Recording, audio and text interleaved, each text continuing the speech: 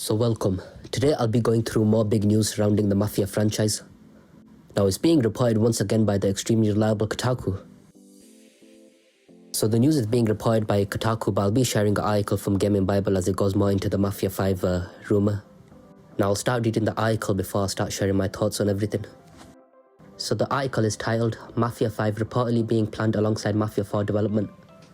The article goes on to say, Hangar 13 sure did catch us off guard a few weeks ago when it came to light that Mafia 4 was reportedly in development. Codename Nero, Mafia 4 is rumoured to be a prequel made in Unreal 5 engine, as opposed to the studio's bespoke engine which was used in previous franchise installments.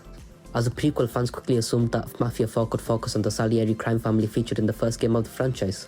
Insiders later revealed that this likely could be the case, with the game set in Italy charting Don Salieri's rise to power. It's been 6 years since we last saw a brand new Mafia game, and while the news of Mafia 4 is hugely exciting, it looks like Mafia 5 is also on the way. Now we're just being spoiled.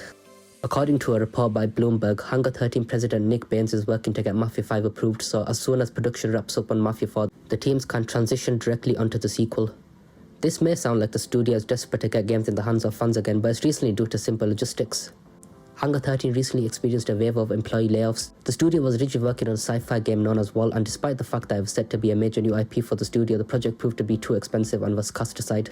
Baines is hoping that Mafia 4 will revive the studios financially, hence the enthusiasm to start development on Mafia 5 as soon as possible. So now this is big news.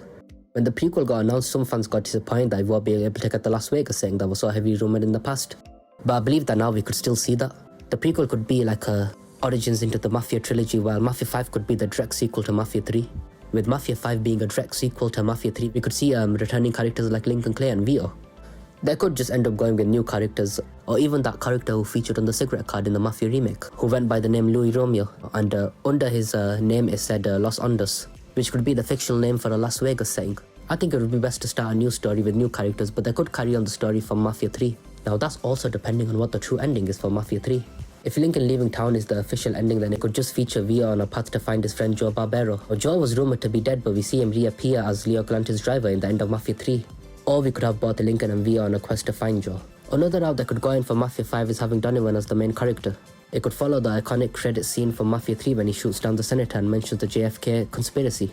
Now Donovan is someone who was extremely well liked in the Mafia 3 game, and one of the big positives of that game. We could see him on the run trying to track down the conspirators of the Kennedy assassination. The problem with the Donovan game though is that it would take away the feeling of a Mafia game.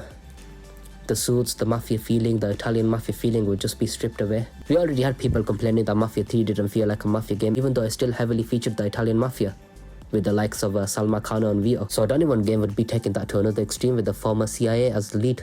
Whatever Hangar 13 does go with though, I'm really positive that they will get it right.